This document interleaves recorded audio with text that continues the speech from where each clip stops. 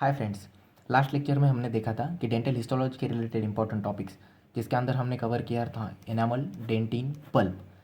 यहाँ तक तो हो गया था 3 का। अभी नेक्स्ट लेक्चर में हमने डिसाइड किया है कि इसके अंदर अपन कवर करेंगे periodontal ligament, cementum and bone. तो एक तो रहा कैनल, पल्प कैनल। इसके बाद में रहा सीमेंटम, और उसके बाजू में रहा पीडियल मतलब पेरियोडोंटल लिगामेंट। ये अपन आज पढ़ने वाले। लास्ट टाइम जो हमने पढ़ा था उसके अंदर था कि डेवलपमेंटल, एम्ब्रियोलॉजिकल डेवलपमेंटल था। Then after development and growth, histology के रिलेटेड फैक्टर्स, जिसके अंदर हमने tooth development. Then after important question related with the enamel, जिसके अंदर amelogenesis, stages, life cycle and various type of small answer question that we have covered. Life cycle में जिसके अंदर ये 5 फेजेस आते हैं, that also we have covered.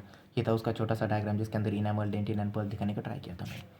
Okay, then after उसके बाद किया था कि डेंटिन के related some of the important question, जिसके अंदर dentinogenesis, function, hypocalcified structure. Then after उसके टाइप, स्क्लेरोटिक डेंटिन, जिसके अंदर क्वेश्चंस, अगर 3 मार्क का क्वेश्चन तो उसके अंदर डायग्राम एंड पॉइंट्स वो कवर करने का ट्राई किया था। Then after the important question था थेरीज का, theories of the pain transmission through the dentin, वो था उसके अंदर। और उसके बाद में पल्प था। ओके, पल्प के अंदर function, structure involve, pulp stone defence cells, age related changes, cell free zone as well as the peripheral structure of the pulp. Okay, उसके अंदर डायग्राम भी इंपॉर्टेंट थी, ये भी बोला था। सो ये तो हो गया कल तक का। सो आज की वीडियो में हमने डिसाइड किया है कि आज का हमारा टॉपिक है cementum. So first of all start करते हैं सीमेंटम से। अभी हम, अगर हमने टूथ का स्ट्रक्चर अगर देखा, सपोज ये अगर टूथ का स्ट्रक्चर है, तो हमने ऊपर से अगर नीचे नीचे आ रहे, तो अभी क्राउन तो हमारा हो गया था, अब थी रूट की बारी। अब तो रूट डिस्कस करते हैं। तो रूट के बाजू में क्या रहता है, आउटर पोर्शन क्या रहता है उसका, सीमेंटम। और सीमेंटम को होल्ड किया रहता है, किसने किया रहता है, पेरियोडोंटल लिगामेंट। सो पहले सीमेंटम। तो सीमेंटम स्टडी करते समय सबसे पहले इंपॉर्टेंट बात ये है कि cementogenesis, how does the cementum get formed, ये इंपॉर्टेंट क्वेश्चन है। उसके बाद में the cementum at the apical areas of the root, इसके ऊपर भी क्वेश्चन आ सकता है। मतलब उसके डायग्राम हो या फिर उसका 3 मार्क के लिए थोड़ा बहुत डिस्क्रिप्शन हो। सो ये भी है।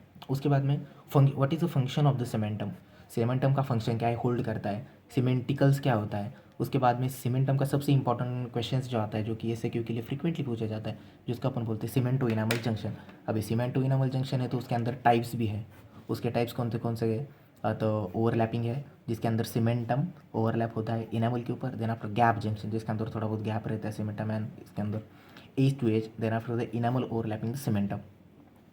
तो ये सब क्वेश्चन, ये सीमेंट इनामल जंक्शन के ऊपर अगर आ गया क्वेश्चन, तो इसके ऊपर ये सारे 3-4 पॉइंट कवर करने के हैं। और इसके अंदर एक एक का डायग्राम, मतलब इसका एक डायग्राम, इसका 2, इसका 3 एंड इसका 4, इसके 4 डायग्राम एंड एटलीस्ट 4 पॉइंट्स हर एक पॉइंट के, हर एक टाइप के। सो ये 3 मार्क के लिए हो गया।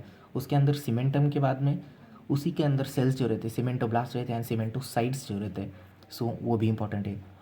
उसके बाद एक वेरी इंपॉर्टेंट क्वेश्चन है जो कि एसएक्यू के लिए फ्रिक्वेंटली पूछा जाता है, that is what is Sharpey's fibre. इसके अंदर सीमेंटम में से अगर 2 क्वेश्चन अगर मुझे बोले चूज़ करने को, definitely I will try to choose कि cemento enamel junction and the Sharpey's fibre, ये दोनों सबसे इंपॉर्टेंट है। उसके बाद में सीमेंटम के टाइप्स भी आते हैं। उसके अंदर आते हैं सेलुलर सीमेंटम एंड असेलुलर सीमेंटम। इन दोनों के बीच में डिफरेंशिएट बोल के एक क्वेश्चन आता है। उसके बाद में डिफरेंशिएट करने के लिए एटलीस्ट अगर 3 मार्क के लिए अगर क्वेश्चन अगर आया, तो you need to explain at least 6 point of each, मतलब 6 पॉइंट सेलुलर के and 6 point is of acellular के, अलॉन्ग विथ इट डायग्राम। और एक इंपॉर्टेंट बात है, वाइवा के लिए भी इंपॉर्टेंट क्वेश्चन है, वाइवा के लिए। Then after cement enamel junction के लिए बोला था, तो इसके अंदर डायग्राम्स जो है, डायग्राम्स तो डायग्राम हिस्टोलॉजी के लिए भी बहुत इंपॉर्टेंट है, जो कि प्रैक्टिकल में आ सकते हैं। इसके बाद में और एक क्वेश्चन है hyper cementosis, Sharpey's fibre and then after cement enamel junction. ये सब इंपॉर्टेंट है and clinical consideration, sometime this question could be asked. So ये भी करना है। So this total scenario is all about the cementum. अभी cementum के बाद, सीमेंटम के बाजू में सीमेंटम एंड बोन को जो फाइबर्स कनेक्ट करते हैं उसे कहते हैं पीडियल। दैट इज, पीडियल का लॉन्ग फॉर्म क्या होता है, so periodontal ligament. The periodontal word, ये 2 वर्ड से बना है, perio and dontal. Perio means peripheral, किसके, डॉन्शियम, दांत के बाजू बाजू में जो रहते हैं लिगामेंट, उसको पेरियोडोंटल लिगामेंट लिखते हैं। सो अगर दांत के बाजू में है, फाइबर्स है तो उसके अंदर एक तो होगा कि उसके फंक्शन क्या है, ये भी इंपॉर्टेंट होगा। फंक्शन उसके बाद में कि यार बना कैसे है, मतलब हिस्टोलॉजी का स्ट्रक्चर, और अगर बना है तो किस चीज़ से बना है, तो structure element. So basically periodontal ligament first section में आता है कि यार फंक्शन पीरियोडोंटल लिगामेंट है क्या, उसकी डेफिनेशन भी है उसके अंदर। अगर डिफाइन है तो फंक्शन क्या है उसका, अगर कुछ अच्छा फंक्शन है तो मतलब कैसा है, स्ट्रक्चर कैसा है उसका, अगर स्ट्रक्चर बना है तो फिर स्ट्रक्चरल एलिमेंट क्या क्या है, किस चीज़ से बना है, ये वाली। सो यहाँ पर एक और, जैसे यहाँ पर बोला था हमने कि functions, what is the function of the periodontal ligament, तो what is the function of the periodontal ligament along with it join, उसी से जॉइन में कनेक्शन में क्वेश्चन पूछा जाता है कि व्हाट आर द फाइबर्स, फिर इसको फाइबर्स एक्सप्लेन करने पड़ते हैं। देन आफ्टर पीरियोडोंशियम, ओके, पीरियोडोंशियम ये भी इसी के साथ में क्वेश्चन आता है। देन आफ्टर सबसे इंपॉर्टेंट टॉपिक है इसमें कि प्रिंसिपल फाइबर्स ऑफ पीरियल, अगर कुछ हुआ भी नहीं तो भी एटलीस्ट एक क्वेश्चन अगर पीरियल में से अगर कोई करके जाना होगा तो I will suggest you that the principal of the पीरियल पीरियोडोंटल लिगामेंट, ये सबसे इंपॉर्टेंट क्वेश्चन है और फ्रिक्वेंटली एग्जामिनर मतलब एग्जाम में पूछ सकते हैं। So what are the fibres of the पीरियल, so I will just name them. So उसके अंदर अगर नेम देने का अगर बोला तो apical group of fibre, these are the groups of the fibre, single fibre नहीं तो ग्रुप रहता है, तो उसके अंदर apical, then after oblique group of fibre, then after horizontal group of fibres, then after alveolar crest group, then after inter radicular group. So ये 5 है, 1 2 3 4 and 5, these 5 are the principal type of the fiber, at least you should name it when there is a question in the examination hall, okay okay। then after अगर इसके अंदर भी अगर गए तो question मिलेगा कि alveolodental group of the fibres in the पीरियल। सो अगर ये फाइबर है, प्रिंसिपल फाइबर है, तो उसके अंदर में अगर क्वेश्चन मिला तो इसके ऊपर मिल सकता है, अल्वियोडेंटल के ऊपर। देन आफ्टर क्वेश्चन हैमॉक्स लिगामेंट, इतना इंपॉर्टेंट नहीं है लेकिन फिर भी अगर करके जा रहे हो तो ये भी करके जाना। देन आफ्टर द जिंजावेल फाइबर्स, अगर फिर आफ्टर डिफेंस सेल्स, क्योंकि अगर पीरियोडोंटल लिगामेंट कुछ काम कर रहा है उसके अंदर फाइबर्स हैं तो ऑब्वियसली डिफेंस सेल का होना भी ज़रूरी है। तो what are the type of the defence cell, कौन कौन से है उसका एक हाथ डायग्राम, सो ये भी इंपॉर्टेंट है। Then after cell rest of Malassez, enamel में मैंने बोला था कि cell rest of Malassez important है SAQ के लिए as well as viva in practical, सबके लिए इंपॉर्टेंट है। Cell rest of Serres and cell rest of Malassez, ये दोनों क्वेश्चन है जो कि वाइवा में एक के बाद एक पूछे जाते हैं। अभी यहाँ पर हमने बोला था कि फंक्शन के ऊपर क्वेश्चन आ सकता है पीरियोडोंटल लिगामेंट के ऊपर। So that what are the functions, तो फंक्शन के अंदर अपन लिख सकते हैं सपोर्टिव, सपोर्ट करता है वो किसको, एक दांत को, एक टूथ को सपोर्ट करता है, so that it could fix properly in the alveolar bone. उसके बाद में सेंसरी भी है, न्यूट्रिटिव भी है, न्यूट्रिशन का काम करते हैं, homeostatic and the eruptive, eruption के लिए भी एक थ्योरी है जो जिसके अंदर पीरियोडोंटल लिगामेंट का बहुत ही ज़्यादा रोल है, ओके। उसके बाद में अगर हमने जैसे बोला था सीमेंटम, उसके बाद period. Then after the bone, तो बोन के अंदर अगर अपन टूथ के रिलेटेड बोले तो दो ही बोन आ सकते हैं, that is first one is the maxilla and second one is mandible. तो उसके अंदर इंपॉर्टेंट अल्वियोलर प्रोसेस इंपॉर्टेंट है अपन को, लेकिन बोन एज अ होल पढ़ना भी ज़रूरी है।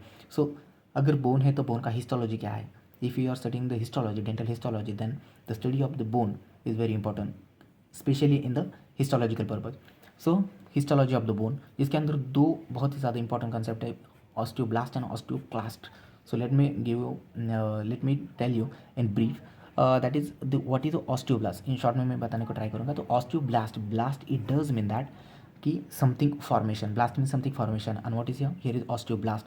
So this is the bone forming sales, bone forming cells, I'll write here bone forming cells. And then after osteoclast, clast means breakdown. So what does it break down, the osteoclast, it means the osteon means bone and clast means the breakdown, then the bone destroying, bone क्या करता है destroy करने के लिए, तो ये दोनों रहते हैं। अभी एज इन द डेवलपमेंट हमने देखा था कि मैंडिबल के रिलेटेड कि यार एज चेंजेस इंपॉर्टेंट उसमें। सो यही सेम क्वेश्चन है जो हमने फर्स्ट लेक्चर में देखा था, फर्स्ट पार्ट में। So that is histology of the bone, उसके अंदर दो steps, microscopic structure as well as the age changes, ये दो एटलीस्ट करके जाना। देन आफ्टर हैवर्जियन सिस्टम, ये तो ईजी है, अगर एनाटॉमी में भी आ सकता है ये बोन के रिलेटेड। अभी कार्टिलेज, मैकल्स कार्टिलेज, इसके बाद में ये क्वेश्चन लास्ट टाइम आया था, आई थिंक 1 साल पहले आया था, बंडल बोन्स के ऊपर क्वेश्चन आया था। And cells of the bone, bundle bones करके जाना, सेल्स ऑफ द बोन नहीं भी किया तो भी चलेगा, लेकिन बंडल बोन्स करके जाना।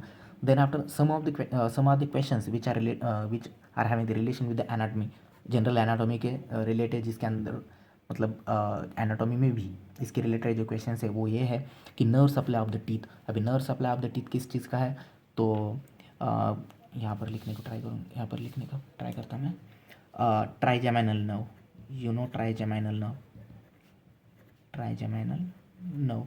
उसके बाद में इसके ब्रांचेस रहते, ऑप्थेल्मिक एक है, उसके बाद में है मैक्सिलरी, उसके बाद में है मैंडिबुलर।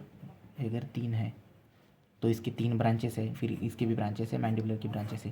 लेकिन हम बात कर रहे हैं कि नर्व सप्लाई ऑफ टीथ, तो उसके लिए अगर मैक्सिलरी रिस्पॉन्सिबल है, जिस मैक्सिलरी नर्व के साथ रिलेशन है गैंग्लियन का, स्पिनोपैलेटाइन गैंग्लियन, ओके, स्पिनोपैलेटाइन गैंग्लियन का रिलेशन है, और उसके posterior superior alveolar nerve, anti middle superior alveolar nerve and anterior superior alveolar nerve, ये तीनों मिला के प्लेक्सस फॉर्म करते हैं, जो कि मैक्सिलरी टीथ जो रहते हैं, मैक्सिलरी टीथ को सप्लाई करती है। तो ये भी हो गया nerve supply of the teeth.